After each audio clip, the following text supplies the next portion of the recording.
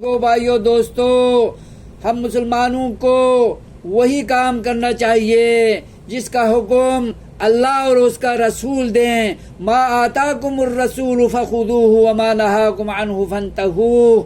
اے مسلمانوں، اللہ کے بندو،